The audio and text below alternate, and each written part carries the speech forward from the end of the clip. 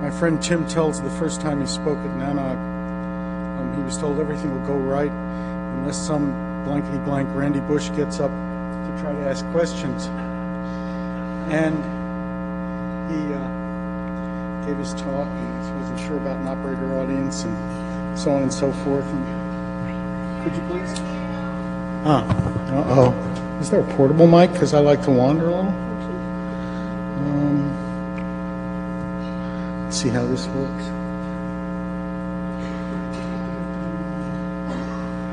Here we go. And he says it was absolutely horrifying and that I was really mean and nasty. I don't remember a thing. He's lying. But so what he's done this time is force me to give his talk. This is an engineer's solution to the problem. I wish he could be here. He gives it rather well.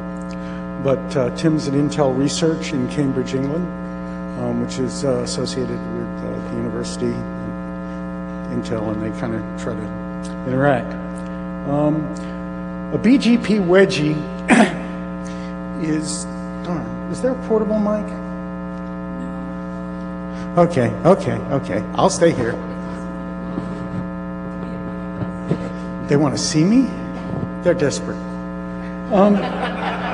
Okay, and sorry about this multimedia, that this thing only works on one of them. Okay, BGP policies make sense locally. You can look at your routers, you know what your policies are, so on and so forth, okay? But the interaction of local policies allows global multiple solutions. And that's going to be the point of this. It's a key point, so we'll show it to you. Okay, in fact, BGP is multi-stable in a global inter-provider situation. Some solutions are what you meant, okay? Some solutions are not what you meant. Manual intervention can be required to get it from one of those you didn't mean back to one of those you did mean. And when unintended solutions are installed, there can be situations where no single provider has the global knowledge sufficient to understand what the heck's happening. Okay? This is not good, by the way. This is the BGP problem talk. This afternoon I'll give you a BGP ain't so bad talk. Okay. Okay. This one's stuff we all know, but I'm just going to sneak up on it slowly. Okay, we want to shed inbound traffic. We have two links between two providers, provider and a customer, and we want the traffic to go this way. So we pre-pinned on the AS path, okay, which is a disgusting little hack, but kind of works. Okay, so traffic all flows down this path. Yeah, I have to run it too occasionally to do this PowerPoint crap, but at least, and it doesn't always work, okay? Because in this case, AS3 is going to send it here because the provider always prefers customer, okay? So even though I'm prepending up the yin-yang here, this guy's traffic is going to go here. And that's because you can see an argument between me and, wow, how embarrassing, I forget who. I think Vince Fuller, back in about '96, where essentially it became clear that when you have multiple peering points between two providers, so that provider A announces the same thing at both peering points, they have to prefer their customers to their peers in announcing prefixes. Okay? So that provider is going to send that traffic this way. So it doesn't always work. So how do we get out of that? Oh, communities to the rescue. So what we do is this provider says, hey, you can send me a community, we'll for the moment call it normal, which says the pref is 100, my normal customer preference, or you can send me a different community which drops it lower. And that, so I send you the backup community, and you say, oh, I'll put that before lower than my peer, so I'll take the peer route. And it seems to do what we want. right? This AS has this policy, and it set it nice and low. But everything's not going to be perfect. Now, this is a critical thing. Recognize this elbow because you'll get it again later. Okay, this is a provider customer link. This is a provider customer link peers. I use the vertical thing to show this all the time, so about that. Okay, customer C wants a backup link. Customer wants to put a backup link into C, just in case things go bad, right? So they put in the link and they send C a community that says, hey, prefer your provider, please. I want to be ranked, this route, rank it lower than going this way. So the traffic properly goes that way. Just what we wanted. Disaster strikes, this link breaks. Perfect. The backup worked. Just what we wanted. It's repaired. But this provider prefers customers. The community that you were sending here is not being sent there. It has no meaning there. Community was local meaning here. We are now in the other half of a bistable situation. A bistable. This is stable, that's stable. It's actually multi-stable. In this case, there are only two, so it's bi. Okay? And this is going to stay.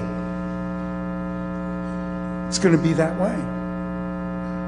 Okay? How does he get out of it? Or she? By the way, this was not a Cisco bug. Don't laugh. Because what fixes it is reset this session and it will flip back. And so we say, oh, this stinking Cisco router here, it wedged.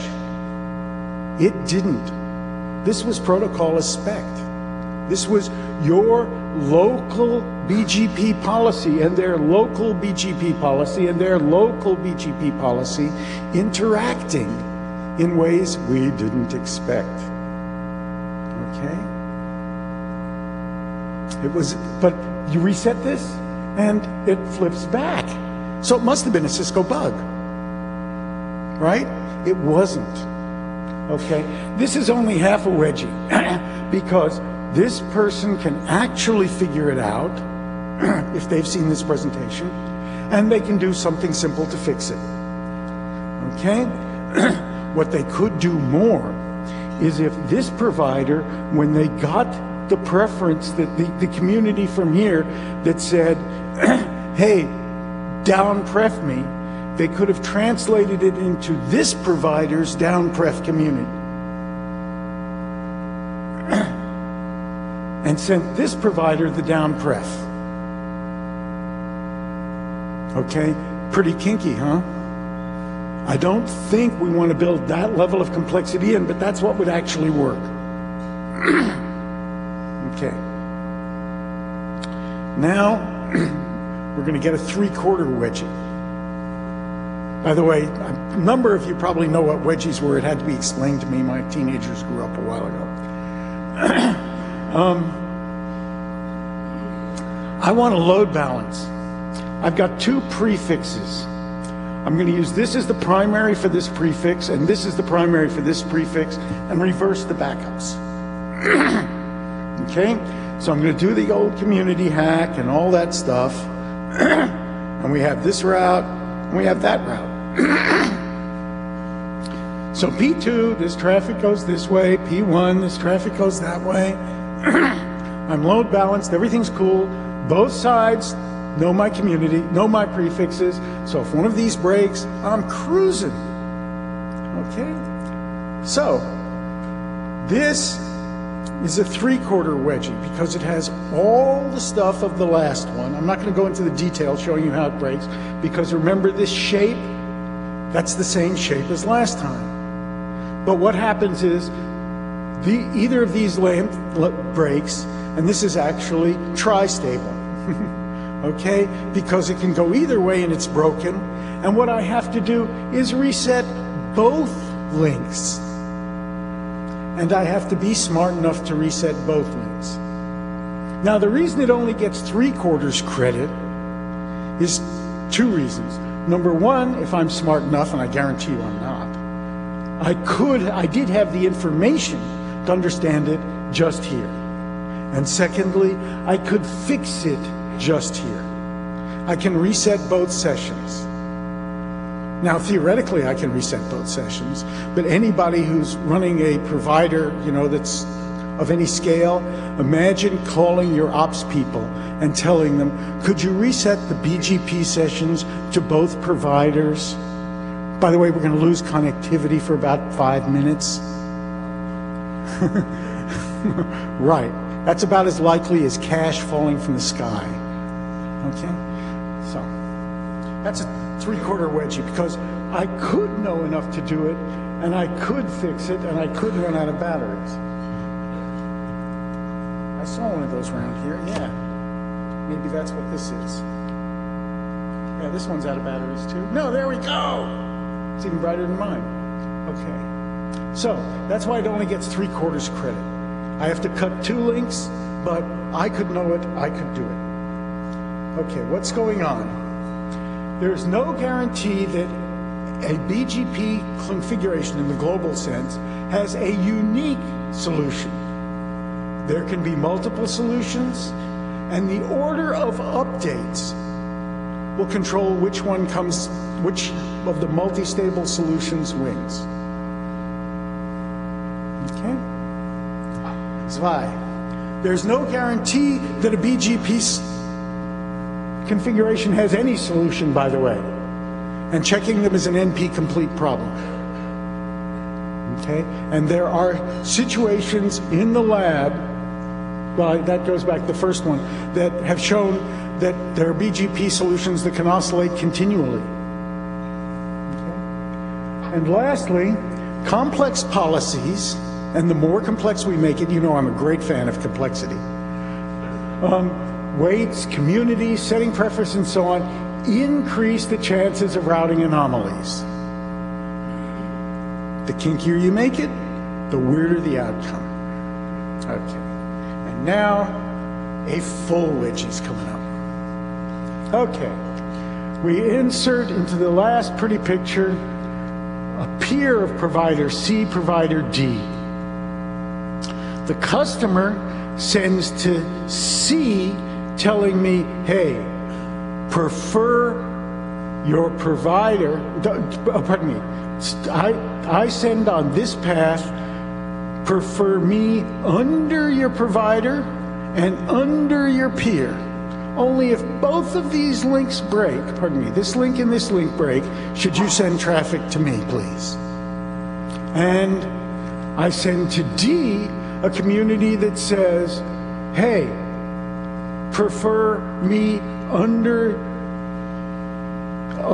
prefer me before your provider, but less than your peer. So the traffic goes this way. Of course, the carriers come through again and break a link. Backhoe day, get working. That's still going there. This switched over here. Whammy, it's restored. Oops. Now, we understand why this is happening. Okay, but I am now looking at providers D's traffic coming in here. Okay, I don't know why, and I have a problem with D. To fix this, I would have to reset. If I take this down, it's going to switch here. So I can't just reset that session. I have no reason to think provider D is involved. Okay? I have to reset both these links simultaneously, and I no longer have the information to know that. okay? And that's a full wedgie.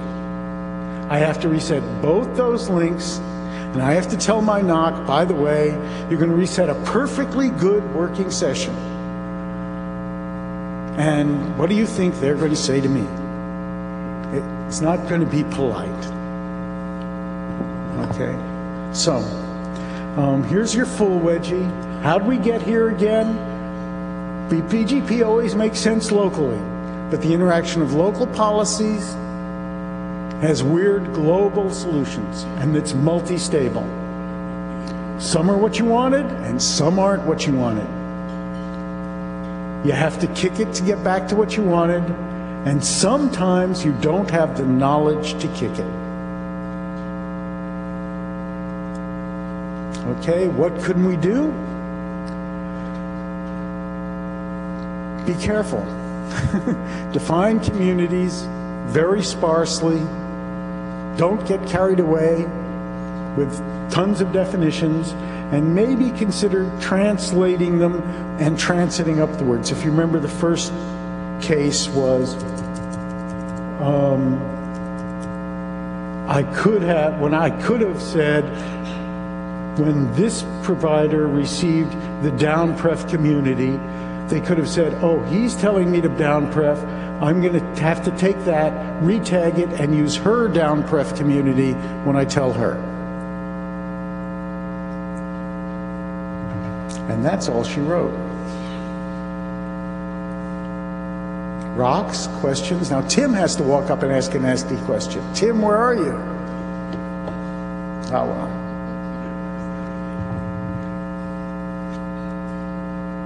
Ooh, I'm going to put us away. Ah, here comes TLI. Go for it, Tony. Please, by the way, state your name and your affiliation. Who are you, Tony? Tony Lee, and I'm not speaking for my employer, which is currently Vario. The problem that you've recognized is not too surprising.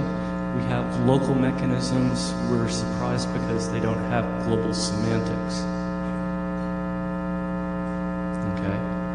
And your suggestion of translating the communities is simply one to give that community global significance. Why not just simply talk about defining a global community? Because when you start going up 4 levels, you're going to find that he didn't really mean that. Right? When you start merging those, we've got somebody else who's a customer of provider A and B, they may not like that result.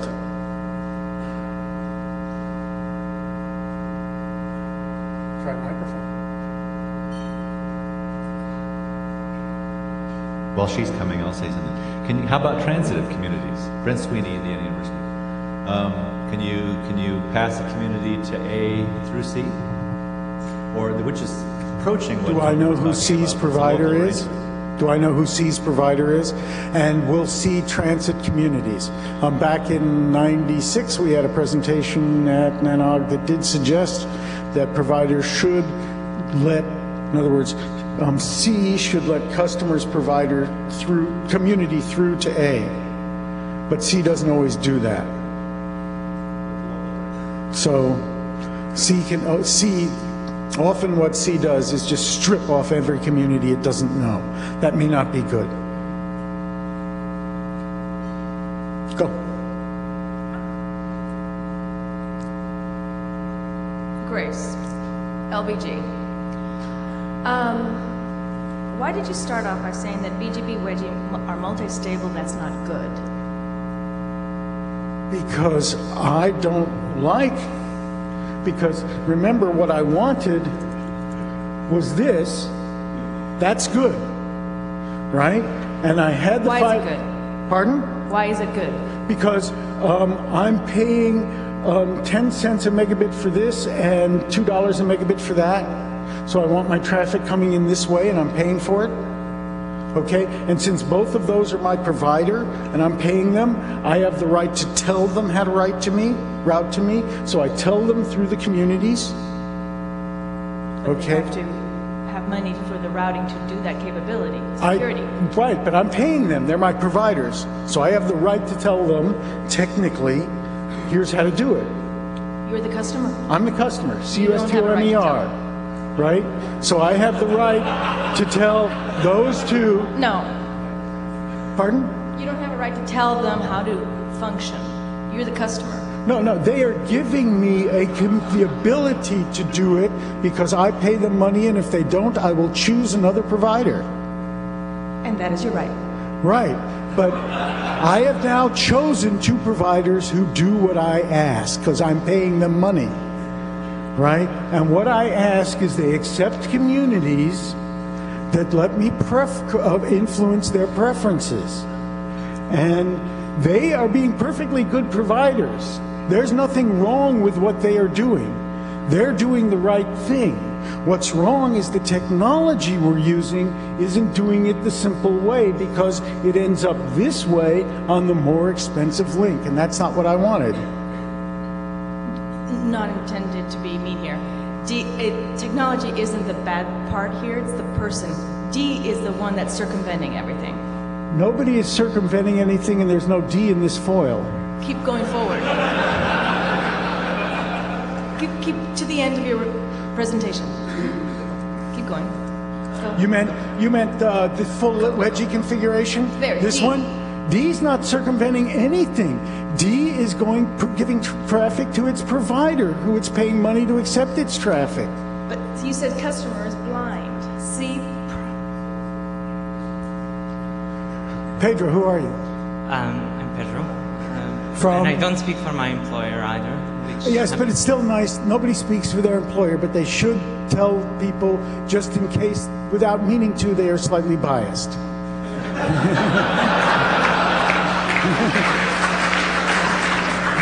Especially when that employer's a vendor. So I work for Juniper Networks at the moment. And this is a question a little bit on the same vein. So you have provider A. Now, you're not a customer of provider A. And let's assume that provider A finds it cheaper to send traffic towards the provider C link. Aren't we having two economical equations that conflict with each other rather than, a divergence on the protocol side? Don't we have a divergence on economical models to start with? Yes. Okay. We can back up 4 levels that aren't here. One of the problems is, what problems do we have way up at the top that we haven't discussed? One of them is that BGP is all about policy and not at all about metrics, whereas an IGP is all about metrics and not about policy, and that's a dilemma we've been in for years. Number 2 is the policy we have is all about influence upwards.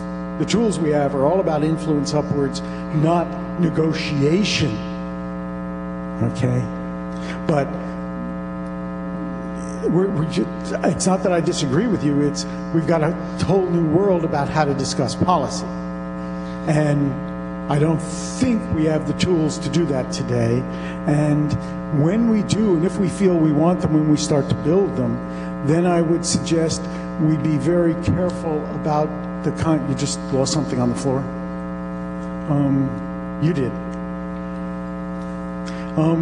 We'd be very careful not to introduce the kinds of complexities that allowed us to get into this. So I guess my real question would be, so if we had different tools, would it be acceptable to have provider A's policy being influenced by a customer it doesn't know? That's the transitive policy question, whether this person should be able to put a community on that goes to their transitive communities and therefore influences their policy. 2 problems with it is, are the communities transitive? And the second one is, I'm not being paid by you. Why should you be able to dork with my policy? Yep. Currently, by the way, there's a subtle thing in our model, which is we subtly believe that since I'm paying you and you are paying you, that there are some rights which were transitive. right? That I had the right to influence your policy and that you had the right to influence yours. Susan is saying it's time out. Oh. No, don't warm it up. It's almost comfortable. Go for it. You're another northerner then. Excuse me? Then you're another northerner. I'm a northerner? No. But anyway. There's more than one cold spot, right? You don't sound like you're from Tierra del Fuego. You're close. Very close. Huh. Actually, Tierra del Fuego is Argentina. No? Anyway. Question is, I say two things, actually three things. What is the basis of the understanding of the system? Money talks. Now the other problem is jokers and wildcards. Right? Do you believe that everyone functions according to protocol? Everyone actually tries to, or most people do, and those that didn't were, you know, Vinny was ostracized back in 1998, and he learned his lesson. 1998? Yeah. What happened then? I was around Go then. to the Nanog archive. These people were not following the agreements and misrouting traffic over multi-access meshes like May East, and people just chopped them off. We all are working very hard to act cooperatively. Presume that people are not, just like it's not a Cisco bug, that It's provider's not a bug. not meaning. It's not a bug. I understand. That provider's also not meaning to cheat. Everybody is doing the best of their intentions here to make the network working, and unfortunately the technology gives us a multi-stable situation. That's all. It's a distance vector protocol. Do you believe in white, black, or gray? I think they're colors. They don't require an act of faith. One more question, sir. Hi, Randy. Louis Lee from, well, I work for Equinix today. In your half wedgie scenario, if you want to go back to that real fast. Half wedgies. This is the full one. Half one's the first one. Right there, yeah. If you employ the AS prepending hack at the same time with your communities, when your failure scenario, when your failure is fixed, well, provider A would hear both routes and it would swing back. But of course, it doesn't take that much more imagination to add another provider and your AS prepending will break again. But at least employing more than one tool at a time would help somewhat. Yes, it would solve this problem, but somehow adding complexity doesn't feel intuitively like it's going to solve things in the long run. We can at least try to use that. Yeah. Yeah. Thanks. Oops, sorry. I have one question. Ah, you said one more question, Nate? Whoa! I'll let it go then. Go, Susan. Come Okay. on. Do I have a live one? Live? Okay, my question is, how many of these providers are does this also happen inside of a provider where they're made up with several ASs? Sure. Yeah. By the way, how many people suspect they've seen this? What with these wedgies? Yep. In life. In our daily life. Pardon?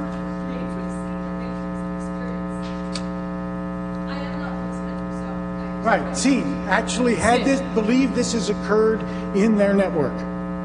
Has actually happened.